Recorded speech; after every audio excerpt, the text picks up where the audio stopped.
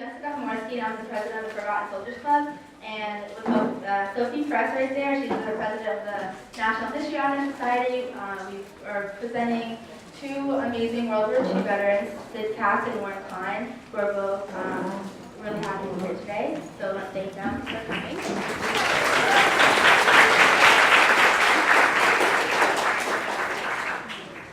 So just as an introduction, they were both part of the 8th Air Force, which was formed and dispatched in England in 1942 to become the largest military unit in World War II and the largest bomber force of all time.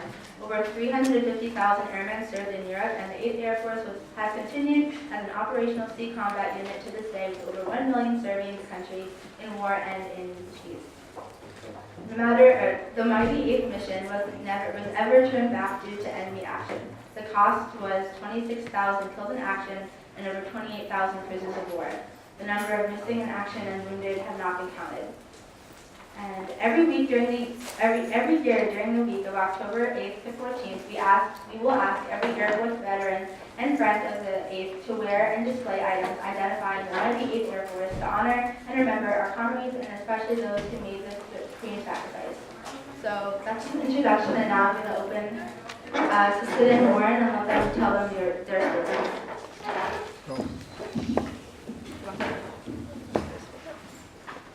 Hello. It's a pleasure to be here today. I want to say to everybody, OTB. OTB means only the best. You like that, don't you? If you lived in New York, OTB was the track where everybody bet. So I took that little phrase and I'd like to open the meeting by telling you, OTB. We can close the meeting with that. I was a big fat boy. I was 17 in 1942. And in 1942, it was a horrible year. Everything I read and everything I heard indicated that we were on the balls of our you-know-what. It was terrible. The newspapers were playing up defeat after defeat. The Japs, or the Japanese, had taken over the entire Pacific, and the newspapers made everybody feel real glum.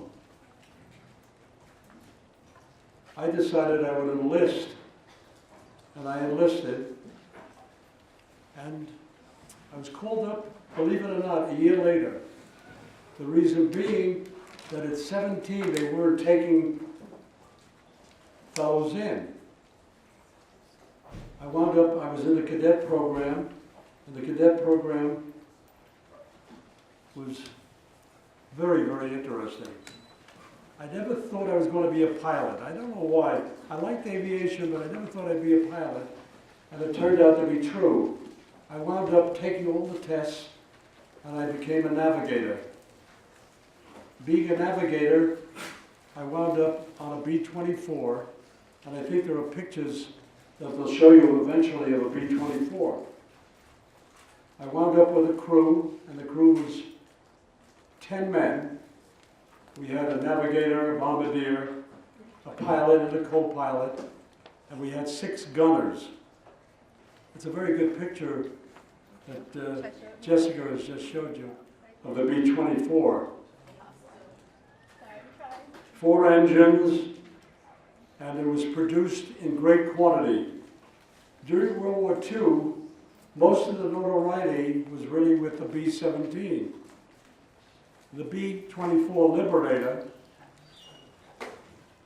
they only built 18,000 of them. And the B-17, they built about 12,000. But by numbers, you can understand that B-17 was prior to the B-24. About the time that we were going overseas, they made a very big decision. And the decision, we don't need a navigator. We don't need a bombardier. And why don't they need a bombardier? At that time, all the bombing that was going on over in Europe, they had a lead plane that was with the group. When we went in the air, we had as many as 1,200 airplanes all at once, forming in formation over England.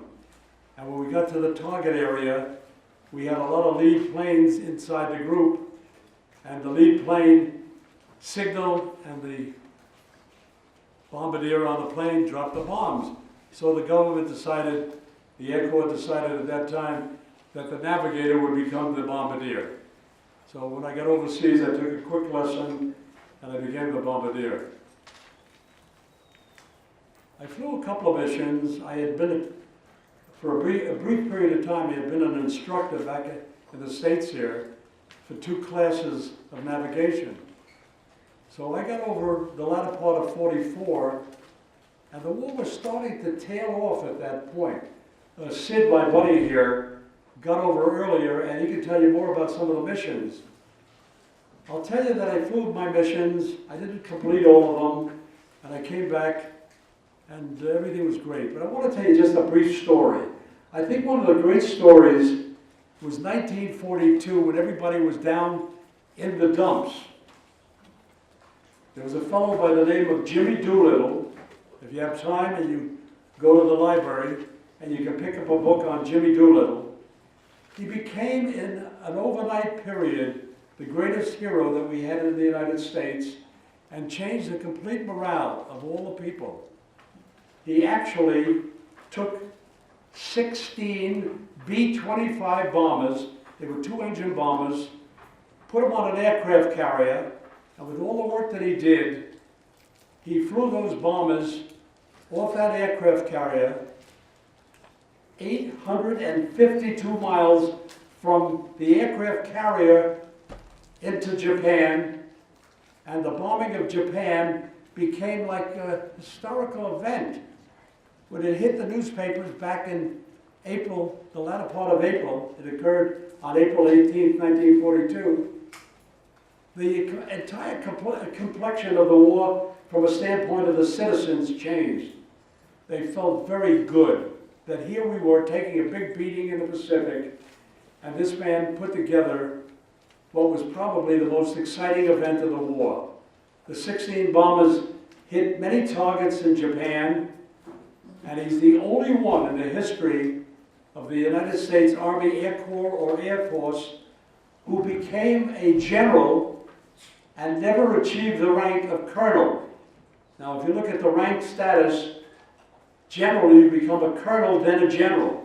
He was a lieutenant colonel on the bomb run, and here he is promoted because of the brilliance of the raid on Tokyo. I think I've summarized for you, I know we've got a very limited amount of time, I've summarized for you some of the things that occurred in my life, and I'll be happy to answer any questions or anything once we get through, after Sid here takes part in the discussion. Thank you very much.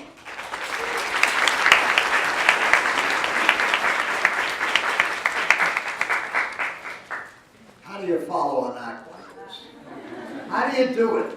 I'm dazzled by the beautiful girls in front of me. Unbelievable. Had I have known this, I would have enlisted in this school instead of listening in the airport.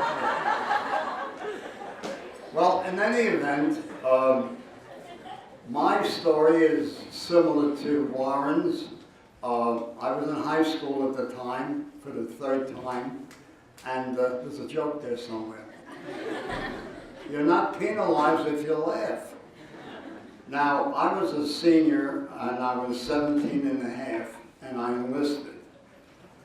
And I took the papers to my dad, and I said, I want you to sign the papers, I want to fly. I don't have wings, but I'll get a pair of wings, I'll get a leather jacket, I'll get goggles, and I'll get a girlfriend. Because the girls love fellows with wings. So this is for the fellows that are here. You want girls? Join the Air Corps. Unbelievable. So this is what it entailed. My father wouldn't sign, and I enlisted as an air cadet. So they kept the papers, and they said, when you graduate high school, I said, are you sure I'll graduate? You're in. So I graduated in the month of June. In the end of July, I was an air cadet, okay? And it was really a wonderful thing from the very beginning. I came from the Bronx, New York, out of sheer poverty, I believe. My allowance was 50 cents a week. And a leap year, I did very well. I had an extra day. So consequently, I wind up in Miami Beach.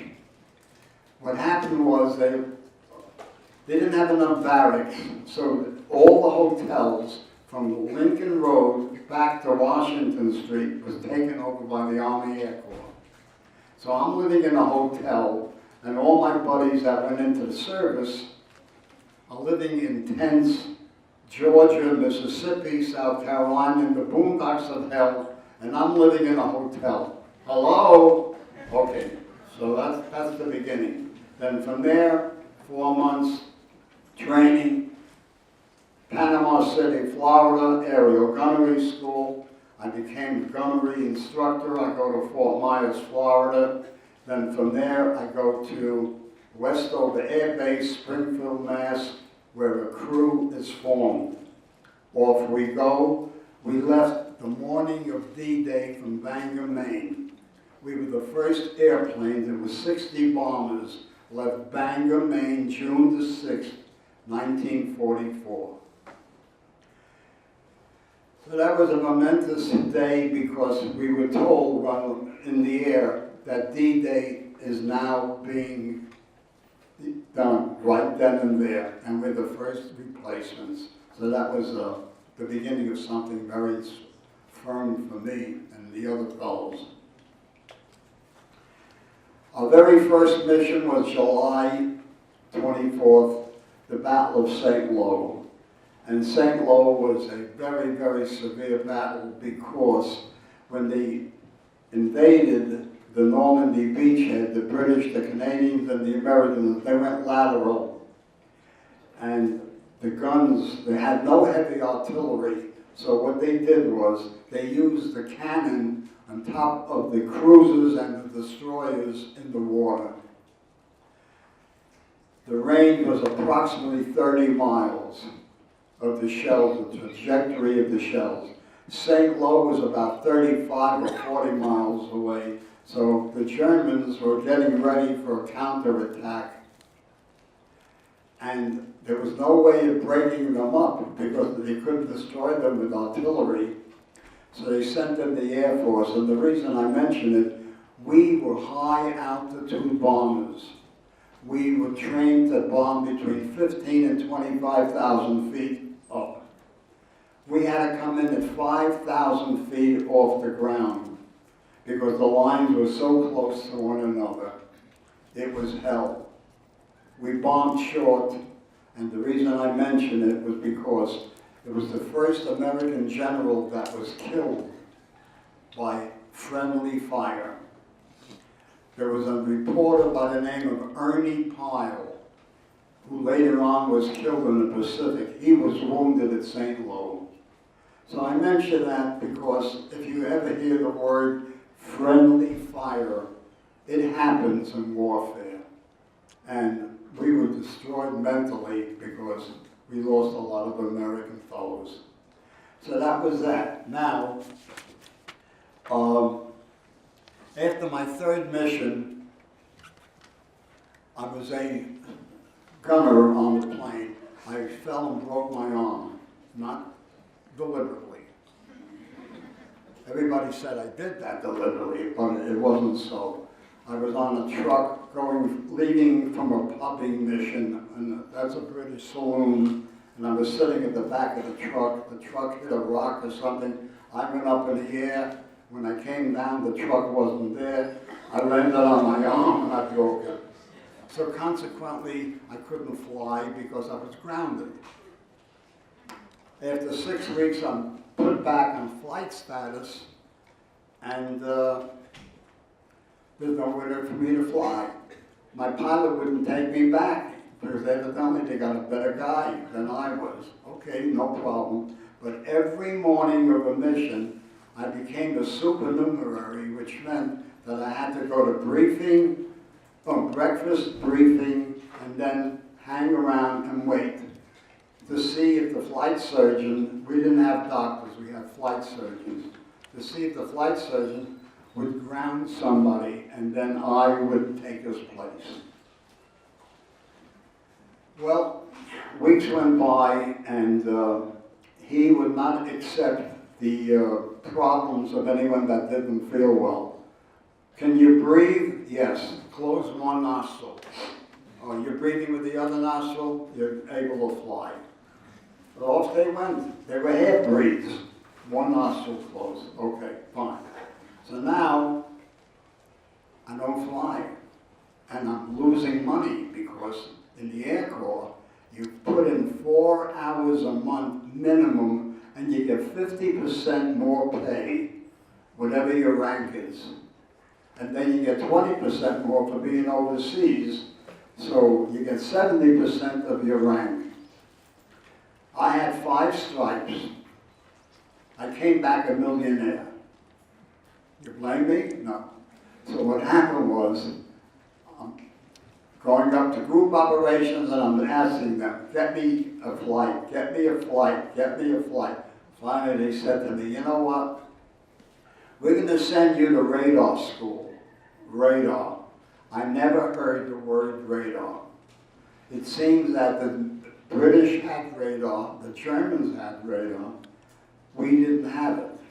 So I was in the first class to be sent to a place called Cheddington, England, and I studied radar. Type was RCM, radar countermeasure.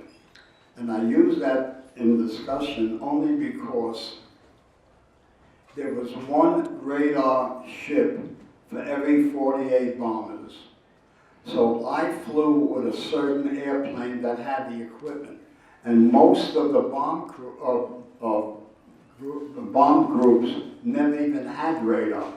Till this day, I have never ever met anyone in the 8th Air Force, including Warren, who I know for many years, when I told them that I was an RCM operator. What is that? I said, RCM is radar countermeasure. I'm not going to go into it, but it was something extremely unique, and I was very fortunate that I was chosen to go. The funny part about it was because I was with the equipment, and the equipment was on one airplane, I flew in that airplane. Probably in this room right now, people think that a bomber crew has their own airplane. That's not so. You're giving the airplane the morning of your briefing, so you never know what plane is going to be yours. I, on the other hand, knew that the plane was the plane that had the equipment. So consequently, if I was doing my 10th, I could be flying with a crew that's doing their first. If I was doing my 20th, I could be flying with a crew that was doing their 10th. So I never knew who in the world I was flying with, and that was a problem in a sense, because there was no camaraderie. I didn't know who they were, and they didn't know who I was. However, because of that, I flew a total of 30 missions with 23 different pilots, which was unheard of. But I always say God was with me, and there used to be a slogan, God is my co-pilot. Well, I didn't need a co-pilot, God was my pilot. And I came out without a scratch, did 30 missions, and was sent back to the States to teach radar in Lubbock, Texas. And when I got to Lubbock, Texas, the war was still on in Europe, it was still on in the Pacific. And they said, what are you here for? I said, I'm supposed to be teaching radar. And they said, what is it? And nothing. So I said, so what do I do now? We don't know. I said, well, why don't you send me back to Atlantic City? I went there for R&R. So that's basically what it was. Eventually the war ended, etc., etc. But I had a very, very unique situation because no one that I knew till today, and I belong, Warren and I are both on the board of directors of the Florida Historical Society of the 8th Air Force. And no one has ever said to me, I know somebody that did that or whatever. They just don't know nothing of it. So I'm a rare bird. And basically that's it. So I give the mic back to Warren, and then we'll talk a little later.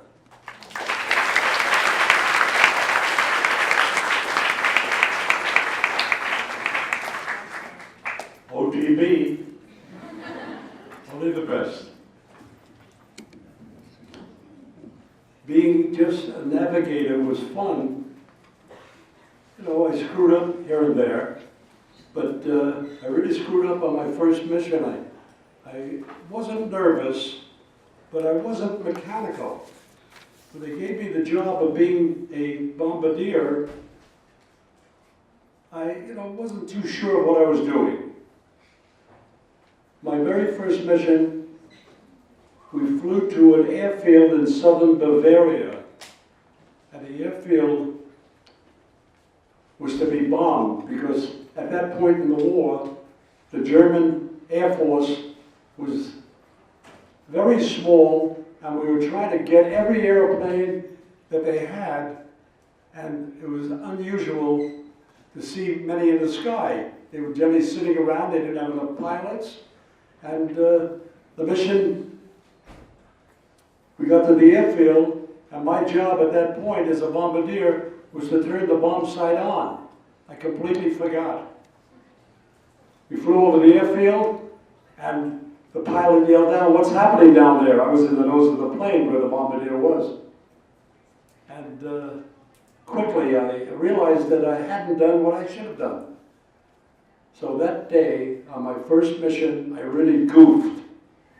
I must have dropped 15 or 18 bombs that day all over Germany. When I got back, I put my arms around the pilot, the co-pilot, the engineer, and I said, "It'll never happen again." I was maybe a little nervous. I don't realize what happened on that first mission. But I thought I'd tell you that because it was interesting. I had one other interesting story, and it was when I came back from overseas, we thought we were going to go to the Pacific. The Pacific War was on, the war had ended in Europe, and the war was now still going on very strong in the Pacific. They hadn't dropped the atomic bomb. So they took our entire group, which was a massive group, maybe several hundred men, and they took us en masse, put us on a ship. We came back to the United States, and we were given 2 weeks off. Well, at the end of the 2 weeks, things were changing. It was amazing how things changed during the war. But all of a sudden, we still hadn't dropped the atomic bomb, but evidently the need for an additional amount of crews to go to the Pacific had diminished. Well, here I am. I was sitting in New Jersey at that time with another navigator, and they gave me orders. If I told you where they sent me, you'd never believe it. They sent me to the Memphis Naval Air Station. I got on the train or the plane, whatever it was, and we got down to the Memphis Naval Air Station, and we walked in, and sure enough, the officer of the Naval Air Station, he had a order that said 2 navigators are coming in. Well, he looked at us, and I'll never forget it. He said, "Fellas," he says, "I don't know what you're going to do here." It was like a major mistake. So you understand now that things aren't perfect. He reached into his desk, and I'll never forget what he pulled out. He pulled out 2 tickets for the football game in Memphis. He said, "Fellas, have a good time." He says, "If you need more tickets, come back next week." Well, of course, this was now the month of August, and what happened in August, you all remember. We dropped the atomic weapon, and the war ended very shortly thereafter. I was let out, and OTP to everybody in the audience. Thank you again.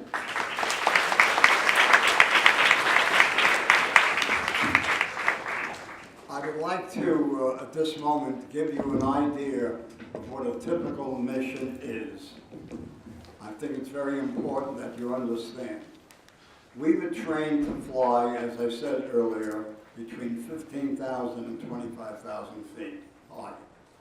In the wintertime, the temperature at that altitude was approximately 25, 30, 40, 50 below zero. It doesn't matter whether it's 30 below or 40 below, you are freezing, okay? However, we wore electric clothes. Think of a heated electric blanket. We had electric pants, electric jacket, etc., etc. So we wore that, and each one had, they called it a rheostat or a thermostat. You could control your heat, not your fellow. He controlled his own, and you controlled your own, okay? Now, you were awakened, at dinner time, when you left the mess hall, there was a bulletin board, and on that bulletin board, you were alerted to fly the next morning. So approximately between 4 a.m. and 5 a.m., you were awakened. You were awakened by virtue of the fact that you had to put a towel at the foot of your bed, and the charge of quarters CQ would come in and with a flashlight, and he would look at the towel. You had the towel, he would yank the towel, and that woke you up. But the truth of the matter is, I and pretty nearly everyone else wasn't sleeping, just waiting. The first question that I would ask was, what is the gas load? Because nobody knew the target. They didn't know where you were going. However, if you were going a long way, the plane held 2,700 gallons of gasoline. So it was 2,700 topped off. That means you were going to be in the air anywhere between 10 and 11, maybe 12 hours. 5.5 in, 5.5 back, in and around that way. So 2,700 meant you're going in for a big airplane ride. Okay. Now you get dressed real quick and you go to breakfast. At our base, the morning of a mission, you receive 2 fresh eggs. I said the condemned man ate a hearty meal. That was my way of thinking about it. Incidentally, we had special mess. We never ate with the ground crew. We ate with the called flight mess, okay? We didn't intermingle. We didn't intermingle because we referred to them, which was a gag, but it wasn't taken lightly. If you didn't fly, you were a ground pounder. If you didn't fly, you were a gravel gripper. Okay, that's what you were. They in turn envied us because of our monetary pay every month. As I said before, whatever your rank was, you got 50% more for flying. So now you go to briefing. You go to briefing and you walk in. There's a big screen, but it's covered by a blanket. And when everybody's seated, in comes the CO, and everybody stands up, and they say, okay, and G2, which is intelligence, they take the blanket off, and there's your target. Okay, whatever it is. Now, a long one could be the worst of the worst. What could be the worst? Big B. Anybody know here what Big B stands for? Come on, not you. Big B. Berlin. Berlin. It's like, imagine somebody trying to bomb Washington, D.C. Every defense in Germany is around Berlin, okay? So now, Berlin, okay? But there's levity among American fellows. I tell you, and girls too. But the girls laugh at the boys, so there's levity. I want to tell you, there were two ribbons. There was a green ribbon going in from your base to the target, and a red ribbon coming back. And you never came back the way you went in because you had to be involved with anti-aircraft fire and fighter planes. They had two great airplanes, ME-109, Messerschmitt 109, and FW-190, Focke-Wulf 190. We had the P-51 Mustang, we had the P-47 Thunderbolt, and they both looked alike. The P-47 looked like the Focke-Wulf 190, and the ME-109 looked like a P-51 Mustang. Now you got to remember, they're doing about 350 an hour, and we're doing 185 an hour. So when we saw our planes, we felt good. We didn't see them, we didn't feel good. So now we're looking at the map, and I see the green line, but I don't see the red line coming out. And I and another were talking to one another. How are we going to get out of here? So at the end of the briefing, are there any questions? And I raised my hand. I said, yes, sir. What's your question? There's no red ribbon. How do we get out? And he turns around and looks at the map and comes back to us and says, do you expect to come out? Okay? Now, this caused levity. We started to laugh because it was funny, but the joke was on us. Now, there's a map going up. There's a picture. If you turn around for a second, there's a picture there on the screen as we speak. That picture is the northern part of England between Ipswich and Norwich. And the big base at the very top is a British naval base called Great Yarmouth. Off the base of Great Yarmouth, we would fly and get into formation. To give you an idea, and I'm going to ask a question real quick.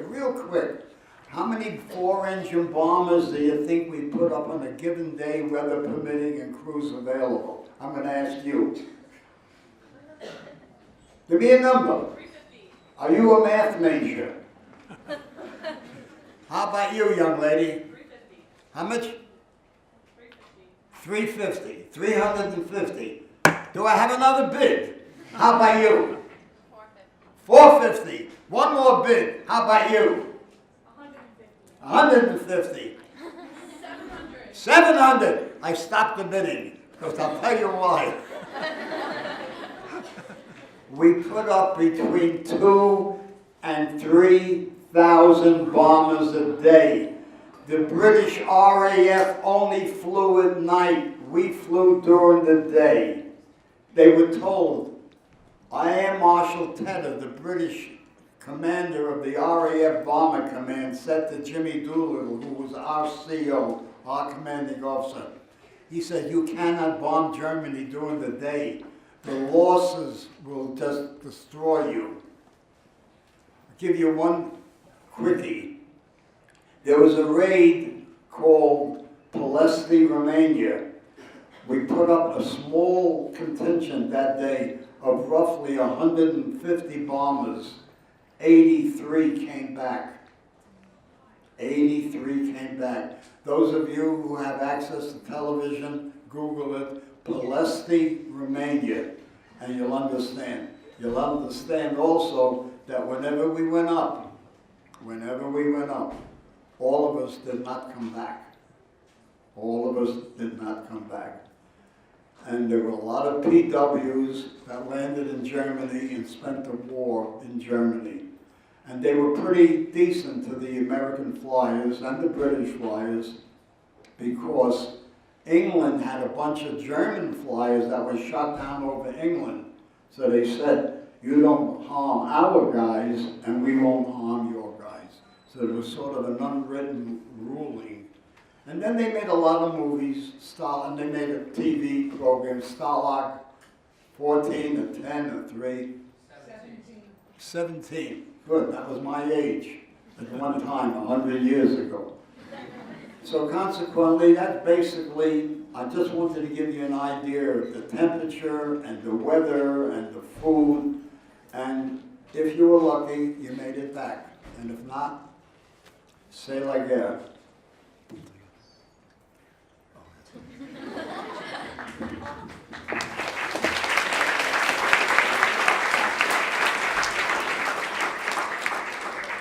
We've really enjoyed being here, and we're open for any questions that you have pertaining to anything. He's very talented, my partner, and he'll cover all the hard ones. I'll take the easy ones. OTB.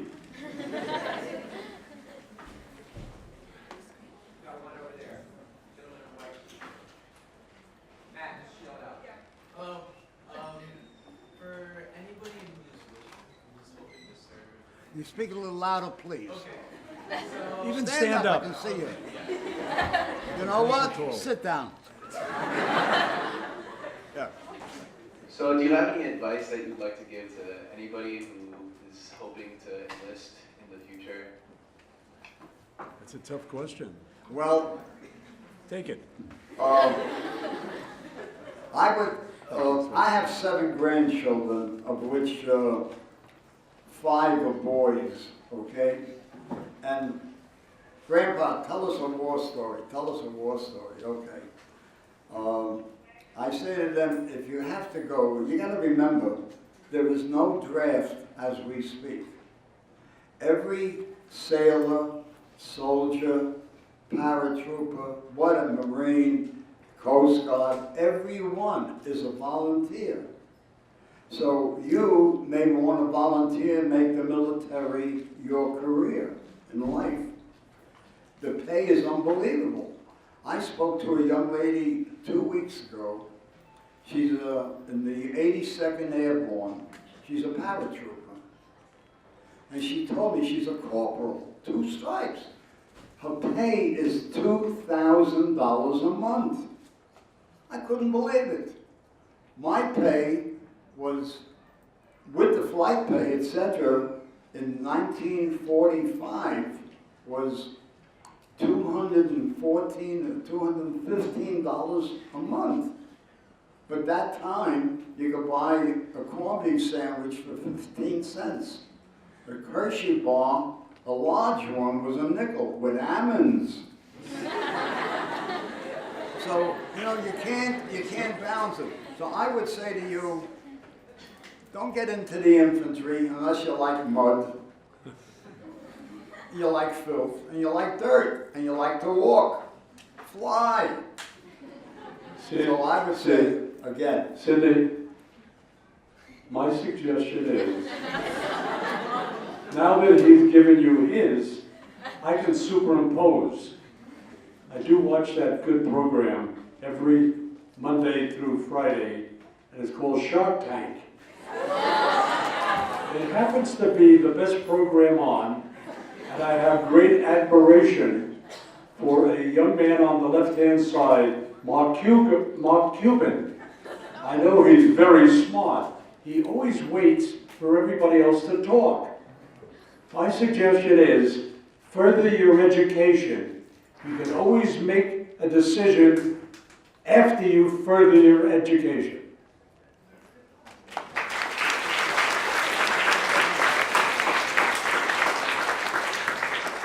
Question. Question. Can you both talk about your fondest memories from that time? Fondest memories,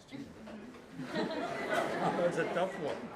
yes, I have a personal memory, and 2 of my grandchildren, when they were in university, wrote term papers on World War II, and both of them wrote about this particular incident. At that time, I had a sister that was 7 years older than myself. And my sister used to send me a care package every other week. And what did the package contain? A box of raisins, figs, peanuts, things of that sort. And one day I get a letter from her, and she says to me, Sid, I'm running out of ideas as to what to send you. Is there anything that you might want that I haven't sent you as we speak, as we, correspond? I says, yes. Send me some bagels. Forget the cream cheese, forget the lox, just send me the bagels.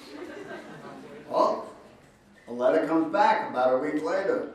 I just came from the post office and I sent you a box of goodies.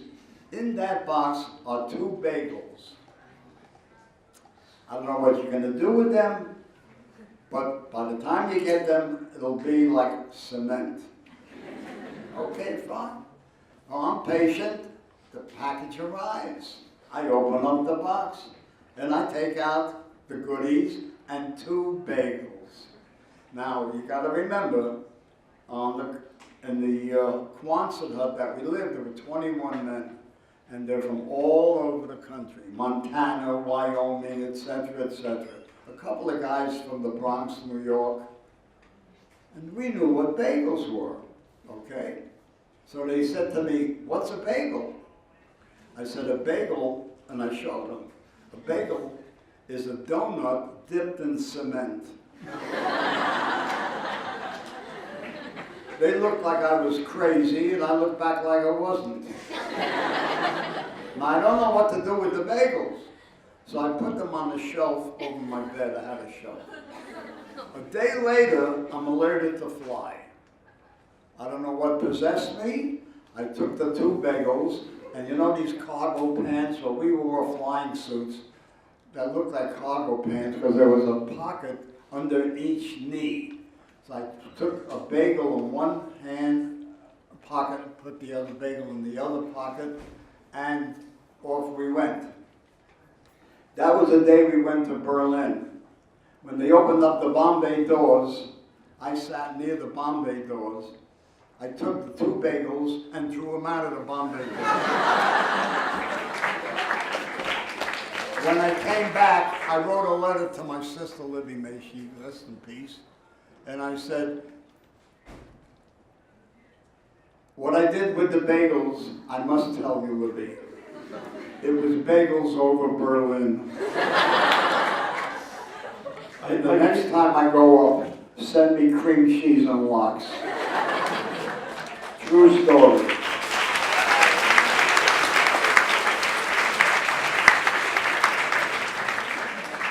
I'm very modest. I could never beat that story because I was the one that gave him the title, Bagels Over Berlin. But I had a very interesting situation occur at the airport over in Boca Raton.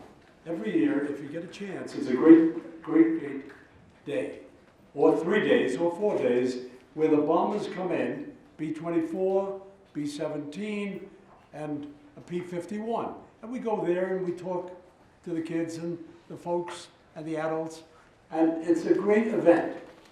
Last year, I was there, and it was very interesting. I met a lot of people, and all of a sudden, 2 well-dressed men came in, and I mean, they looked substantial.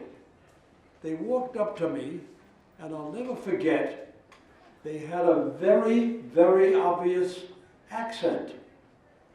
They were German. And you know what they said to me? Did you ever bomb Berlin? Now, I've never told a lie, I think.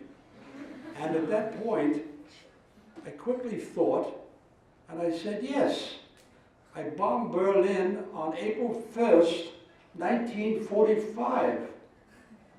Well, you have never seen the expression on the 2 faces. The men were probably about 65. They were 6'3", and I figured one of them was going to jump on me or bang me or do something. One of the guys reached out, put his hand around my shoulder. He says, congratulations. I couldn't tell you the answer to the story or the end to the story. but it is a true story. And I said to my partner that day, it wasn't Sid, I said, what do you think these guys meant? And one of them said very candidly, he said, they were probably anti-Nazis who lived in Berlin and escaped the bombing. So that's the end of that story. OTB!